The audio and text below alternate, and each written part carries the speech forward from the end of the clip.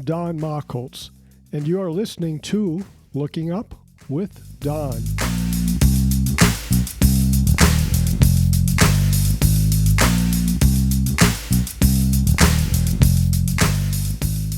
This is the Looking Up with Don podcast, episode number 52 for the week of December 30th, 2020. The related website for this podcast is donmachholz.com. That is spelled DONMACHHOLZ.com, 2 H's. What's up in the sky this week? As our week begins on Wednesday, December 30th, the moon is big and bright and up all night. It will be 1 day past full moon, the fourth full moon in this calendar quarter, but the first full moon this month, so no one will be referring to this as a blue moon. By the end of the week, Tuesday, January 5th, the moon will be in the morning sky, rising about midnight and 60% full. As the sky darkens, we find Jupiter and Saturn low in the southwest. By the end of the week, you probably won't be able to see them anymore because they'll be too close to the sun and setting during evening twilight. They are not gone forever, for after they pass behind the sun in a few weeks, they will emerge into our morning eastern sky in late February and early March. By then, they'll be 8 degrees apart, not having a conjunction with each other for nearly 20 years. Mars is high in our evening sky while Orion and the winter Milky Way rises in the east, and the summer Milky Way sets in the west. In our morning sky, Venus rises about 90 minutes before sunrise. The Earth goes around the sun, but not in a perfect circle.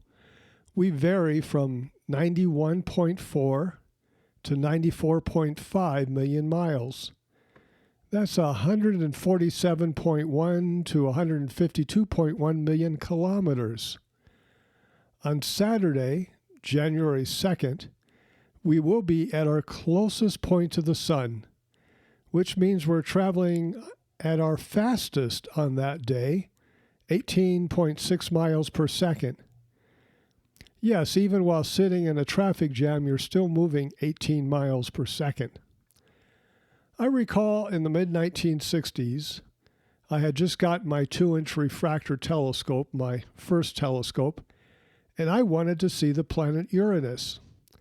However, it did not rise until near midnight, which was well past my bedtime, except for on New Year's Eve. My parents let me stay up until midnight, and I finally picked up the planet Uranus a few minutes into the new year in 1966. Every year on New Year's Eve, as we move into the new year at midnight, go outside and look at the sky. The brightest star in the sky, Sirius, will be high in your southern sky, about as high as it gets, and near your central meridian, the imaginary line passing through the celestial poles and overhead, running north-south. That's what you see from the northern hemisphere in the equatorial zones. If you live south of 16 degrees south, then Sirius will be high in your northern sky, about as high as it gets, at midnight your time. Go out and look every year, as I do. Last week I suggested some New Year resolutions for amateur astronomers as we go into a new year. 2021 is on your doorstep, asking you to come out and play. How about joining an astronomy club or learning a new aspect of astronomy, such as meteor watching, satellite observing, asteroids, comets, major planets, the moon, or solar? There is so much to do and so much variety. We do have a meteor shower this week, but the moon will interfere.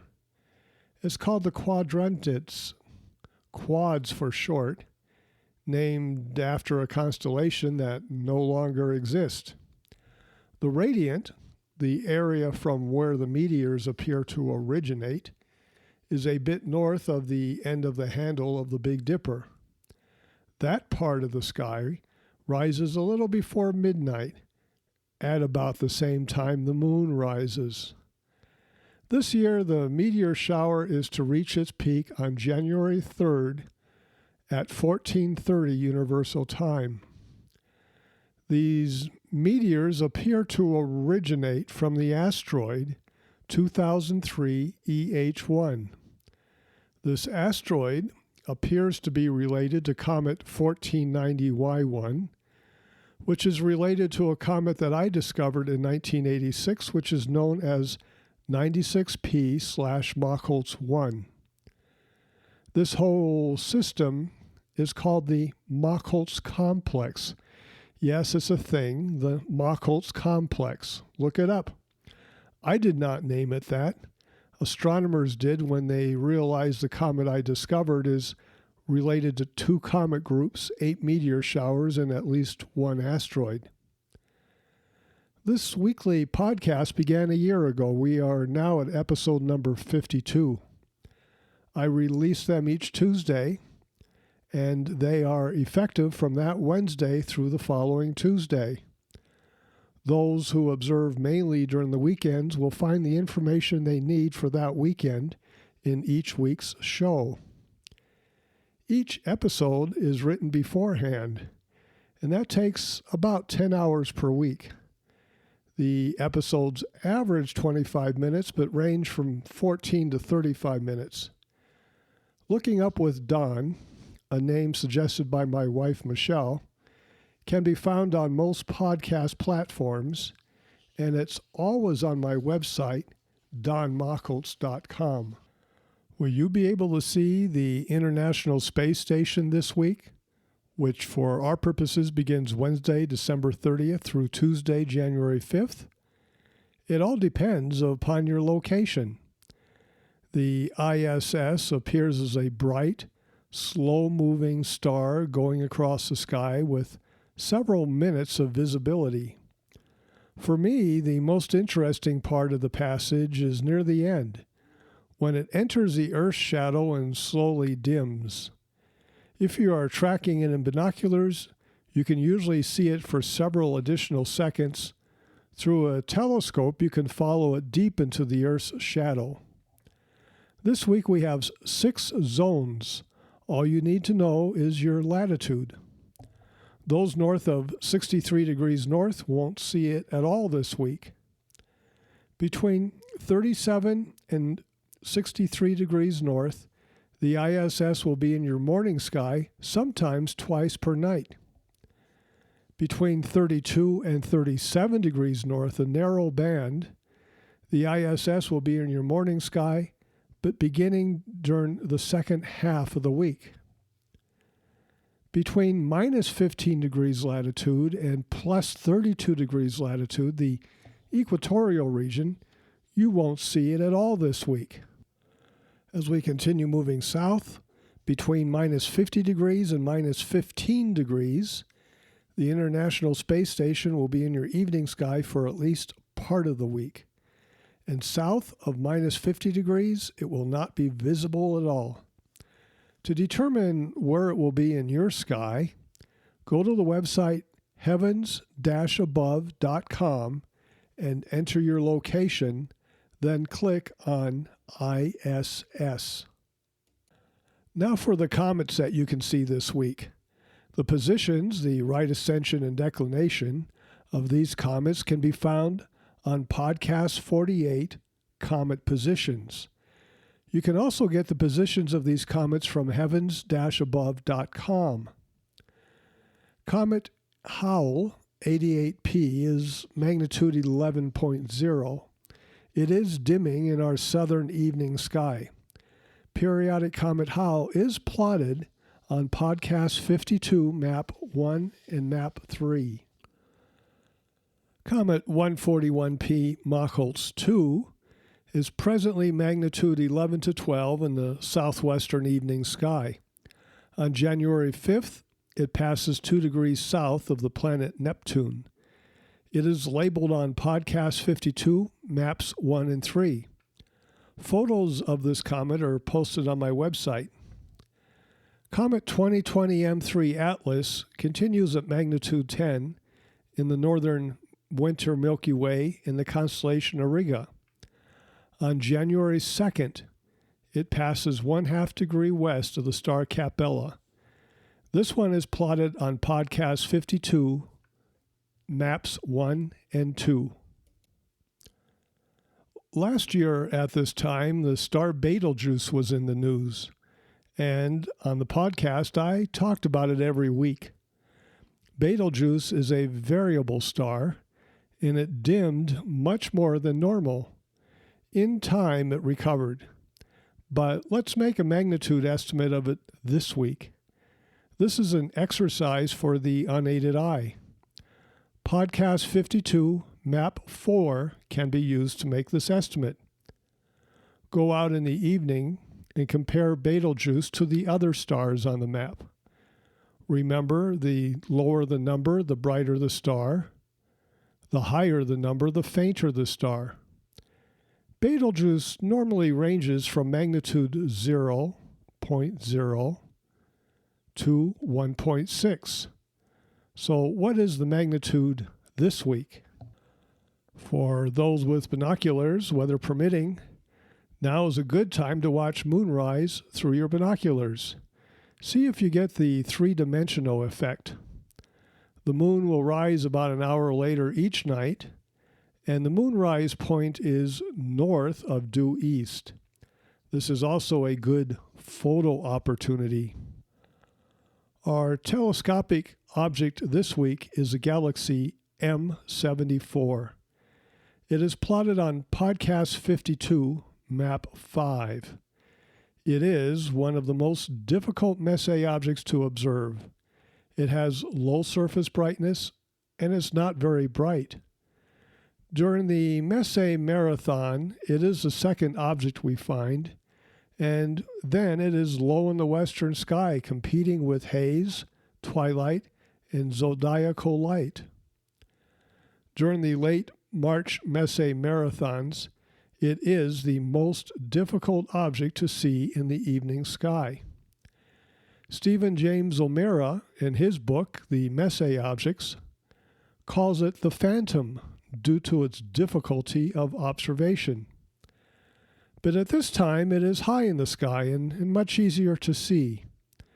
In large telescopes, this face-on spiral galaxy has earned the name Grand Design Spiral Galaxy because it looks like the perfect spiral galaxy. I estimate the magnitude at 9.1 and it being 9 arc minutes in size. It contains about 100 billion stars. When I look for M74, I start with star number 99, plotted on the map, and move toward the wide double star 2.2 degrees to the northeast. The galaxy is about midway between star 99 and the double star. During the marathon, when the galaxy is not readily visible, I go all the way to that wide double star and work my way back to M74. Once you do find M74, look at it, see if you can see some of the arms spiraling around from the center. Increase the magnification and see how that helps. To recap the podcast for this coming week, the moon is moving into our morning sky this week, and the meteor shower, the quads, will be on January 3rd. Make a magnitude estimate of Betelgeuse, and with binoculars, watch the moonrise. See M74 through a telescope. The evening sky has 3 comets to observe now with the moon out of the sky. You have been listening to Looking Up with Don, podcast number 52 for December 30th, 2020. I'm Don MACHHOLZ. Once again, the related website for this podcast is donmachholz.com. That is spelled DONMACHHOLZ. MACHHOLZ.com, 2 H's. You can contact me at dontheastronomer@gmail.com. Once again, that is dontheastronomer@gmail.com. God willing and pod willing, I'll be back next week for another episode of Looking Up with Don. Wait a minute, stop the music. I almost did not make it to this week. On Christmas Eve, last Thursday, I was in a farming accident. A large dirt plow that I was riding on overturned, and I ended up underneath it. I suffered a smashed ear, a concussion, and abrasions, but in the long term, I'll be okay. It could have been much worse. It can happen that fast. I know that, and you know that too. I'm fortunate to be here. So, God willing and pod willing, I'll be back next week for another episode of Looking Up with Don. We'll discuss what's up in the sky. I'll have new objects for us to observe, and we will be counting stars. All that and more. Thank you for listening. See the sky this week. I'll see you next week.